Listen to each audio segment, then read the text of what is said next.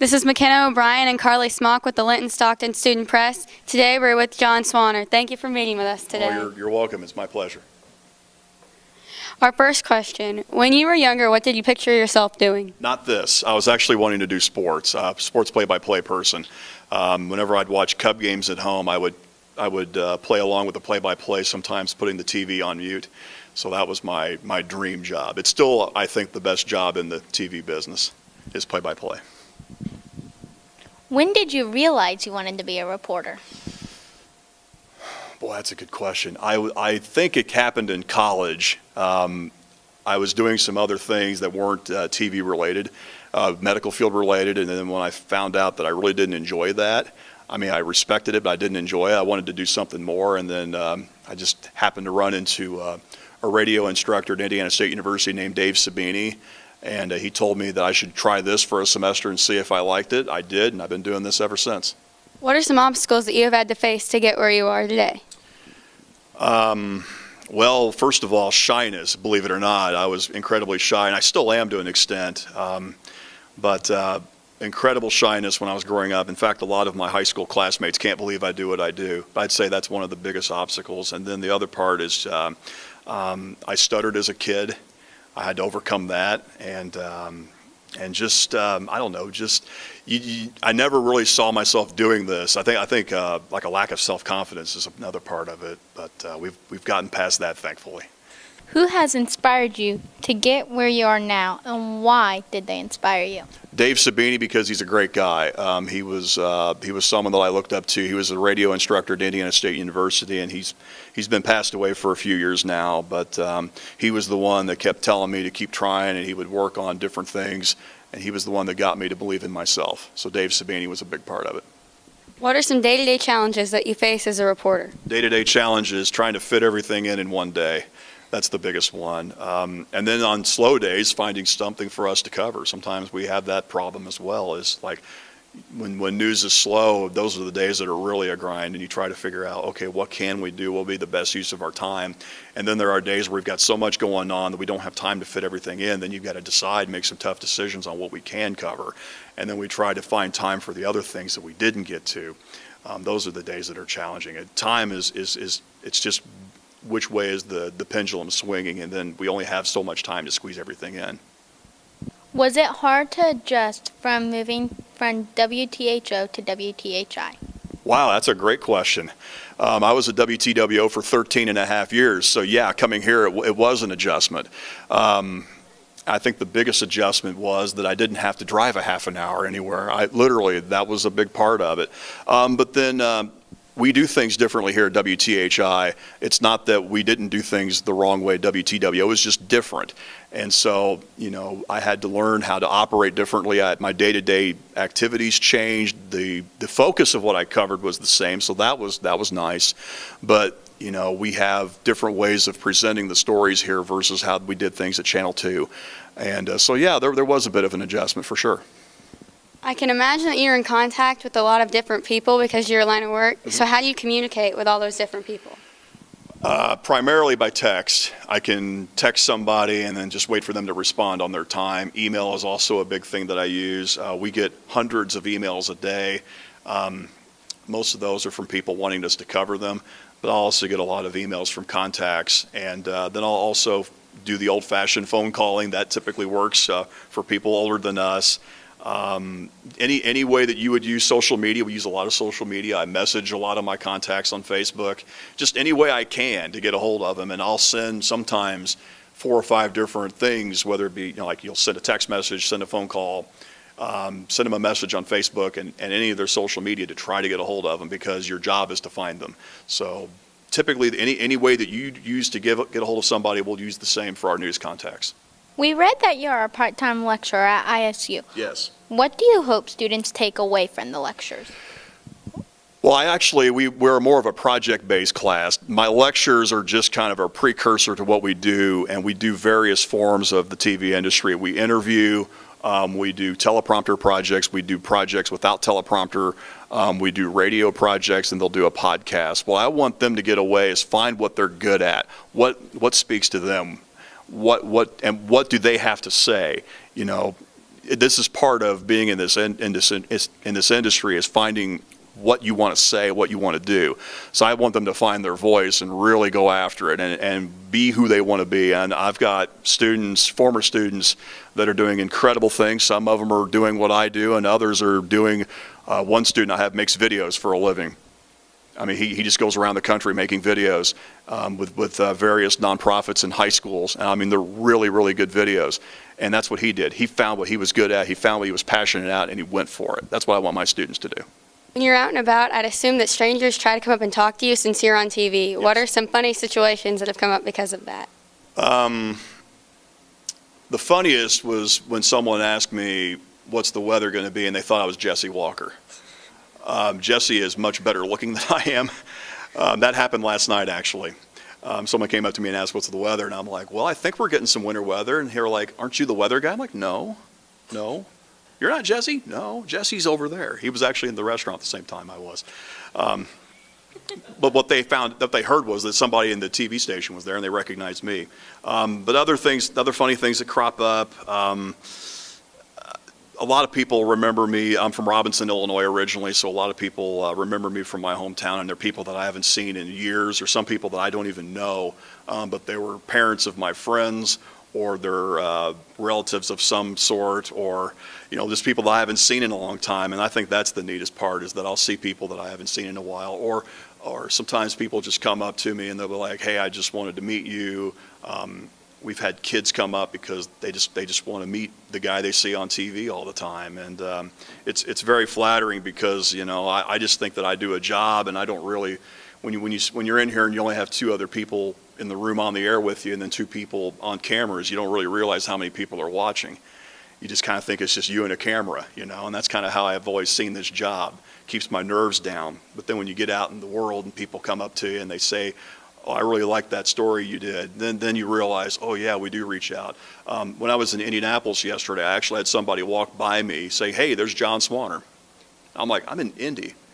And I said, where are you from? Like, we're from here. I'm like, well, how do you know who I am? Like, well, we lived in Terre Haute 10 years ago. We watched you on Channel 2. And so that stuff like that, it is kind of, it's not weird. It's just kind of like, wow, that happened.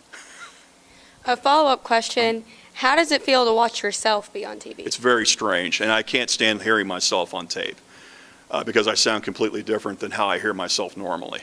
So it's a little weird, and I always, I'm very critical of myself, so whenever I see myself on TV, I'm like, oh, geez, my tie knot's crooked, or, gee, my hair looks awful, or, man, I'm looking old, or something like that. It's just, and I think that's typical of anybody that works in this industry.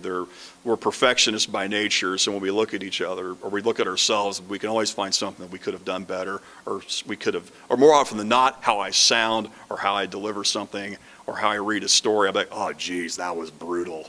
And everybody else is like, you were fine. Like, no, that was awful. So it's tough, but you have to get over it, because the only way you can improve is by hearing and listening and seeing yourself. What are some of your proudest moments in your career? When people come up to me and they say that they're very thankful that I did something for them. It was, a recent example was a mother and father came in, their daughter was murdered 4 years ago, and their daughter's murder hasn't been solved. Very heartbreaking story, but you should have seen the social media things that they did, and they were just talking about how great we were, and I'm like, well, all we did was put your story out. We just wanted to make sure we get it out there, and we haven't heard much by way of positive news out of that, but it was flattering to hear that they were so appreciative of what I've done. The other thing that I'm very proud of is the number of places this job has taken me. I have been to San Diego, Salt Lake City, Washington, D.C., and Rome, Italy. I have traveled all over the place covering stuff, and it's been a real privilege to do that. It's fun. What advice would you give to beginning reporters or groups like us that go out and interview people? Get involved in some form of media, whether if you want to be a print journalist, get involved at a newspaper. If you want to do radio or TV, get involved there, and then kind of do your own thing. I mean, this day and age, you've got a portable TV station with you now. You can shoot yourself, you can record yourself, you can do all kinds of stuff. Do as much as you can, and then get feedback from people you trust, whether that's your parents whether that's people in the business, if you know anybody, or even if you don't know anybody, send us it. You never know when someone may react and send something back to you and say, hey, that was pretty good, but here's what I would do differently. But do as much as you can and just try to get involved and write, and then have people read your writing and critique it. And then the one thing that I'm going to be, that I want people your age to be mindful of, sometimes teenagers aren't very good about receiving criticism. Grow some thick skin, because the only way you're going to get better is by people telling you, hey, that wasn't very good. And sometimes they don't even put it that nicely to you. So you just gotta be mindful that you gotta do as much as you can. Be ready to have people tell you how to do it differently and better, and then try to implement the advice of people that you trust. Because if you think about it, the people that watch news every day, I mean, they know what we do, and they know what's good and what's not. So if you want to get better doing something like this, then you can go to your friends or your family, and they'll be honest with you. If you can find someone that you can trust, and that's why I tell my students a lot, you don't necessarily have to have me critique you. Have your roommates or someone that you trust tell you, hey, this is good, or hey, that wasn't good. And more often than not, it'd be the same thing I tell you. So do as much as you can, write. Get people to give you some feedback, and then try to put their feedback into practice. What do you hope to accomplish in your career later on? Oh, wow. I haven't thought much about that. I've been doing this 19 years, and more often than not, it's just, you get so caught up in the day that you don't think about down the road. I want to keep doing what I'm doing because I still enjoy it as much today, if not more, than when I first started. I think that's the odd thing. When I went to Indy yesterday, and I hadn't been out in the field in a while, and I was like, I really like doing this. I really do. I like going out and doing these things. It's not the most pleasant thing in the world to cover a federal hearing, but I like doing it, and people find value in it. So I think I want to continue to do those things. And then I just want to get better at what I do. I think I got a long way to go to get where I want to be. I mean, people say, oh, you do a good job on the air. And I'm like, I don't know. I really could do a lot better. And I really feel that way. I've only been on the morning show since March. I really want to get better at that. I got a long way to go to get better at that. And so I just want to keep reaching viewers and keep doing things that they want to watch us for. So, but, as far as long range goals, that's something I really need to think about. It's like, where do I want to be in 5 years? When you're 22 or 25, that's easy to think about. But at my age, you tend to forget about that. But your question reminds me that I haven't done that, and maybe I need to kind of reevaluate, okay, where do I want to be in 5 and 10 years? But I think what I want to be in 5 and 10 years is doing what I'm doing right now, but doing it a whole lot better than I do it now. When we were being interviewed to get into the student press, we were asked who we would interview if we could interview anyone of our choosing. They could be dead or alive, and we could ask them anything we wanted. Who would you interview? My mom. Because, she's seen it all. She's seen it all. And I think the thing that I would want to ask her the most, and it would be, when I was young, could you see me doing back then what I do today? Do I surprise you in what I'm doing right now? Because I'm telling you, I was a shy kid, and we grew up poor, and we grew up in a really small town, and sometimes I look back on that and think, that's one area where I'm not too harsh on myself. It is pretty remarkable to see, and anybody can come from anywhere, and all of us in the newsroom have similar stories to what I have. We all come from some different background, or there's some kind of obstacle that we've overcome. I would want to ask my mom, are you surprised by what I do? Are you proud of me? I know she's proud of me, but what makes her the most proud?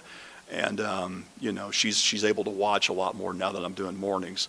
So I would want to interview my mom and just kind of also see the world from her view, and kind of ask, what her experiences in life have been like, and take some of the questions I've asked just people I've seen on the street and ask them of my mom, and really get her perspective on things, because Mom truly is an extraordinary person. And then that's 1A. 1B, I would want to interview my wife. My wife for the very same reasons. Now, my wife is another person that really inspired me to get into this. In fact, she was the one that suggested talking to Dave Sabini in the first place. She was the one that said, hey, you've got a gift. I'm like, what's that? She says, you've got a good voice. You need to use it, and use it for good. How do I do that? Do I read at church? Well, you can do that, but you really need to be a broadcaster. She goes, you really have a gift. And, you know, people ask about my TV voice. I'm like, I don't have a TV voice. I just talk. And so I'm very lucky in that regard. So I think my wife, it would be, you know, my wife, maybe it's your question. I'd ask my wife, where should I be in 5 to 10 years? What guidance would you give me to get to that point? So that's 1A, 1B. 1C, I'd want to interview my daughter. And that would be not so much about where they see me, but where she sees herself, how she sees the world, how she looks at the world. What are her fears as she grows up? She's 17 years old. You know, we talk about that informally in the car or at home or what have you. But, you know, if I actually got to sit down and interview her, because, you know, you think you know the answer that you're going to ask someone, and you probably heard some unexpected answers from me today. You've prepared that nice list of questions, and you had an idea of what I would say, but I've probably given you some answers that surprised me. That's because when the lights are on, even I don't even know what I'm going to say. And I don't think any of those people would know what they would say, but in an interview setting, you're going to get something truly unique and truly just out of left field. And I would want that, especially from my daughter, because we talk a lot about the things that I just asked. You know, what's your fears? What are your goals? What are your ambitions? You know, what do you want for dinner? Stuff like that. But in an interview setting, you're going to get a much different answer. So that's why I'd want to interview probably the 3 most important people in my life: my mom, my wife, and my daughter. You know, in age sequential order, and you know, really get probably truly different answers than what I get when I see them in person. How does it feel to be the one being asked the questions and being interviewed this time around? This is awkward, I'll tell you right now. Because I'm the one asking questions. I want to ask you guys questions. I don't like talking about myself, even though I've been talking an awful lot, and that last answer to McKenna was long-winded, but I like talking about my family. I don't like talking about myself. I really don't. But I do like talking about this job and this business, and I like talking to kids, so that's why I set aside. I really don't like talking about myself, but I'll set that aside so I can talk to you guys about this. But it is very awkward. I like asking the questions. I really do. It's a lot easier to be on your side than this side. I'm sweating right now. This has been Carly Smock and McKenna O'Brien with the Linton-Stockton Student Press, and we would like to thank Jon Swaner for speaking with us today. You're welcome.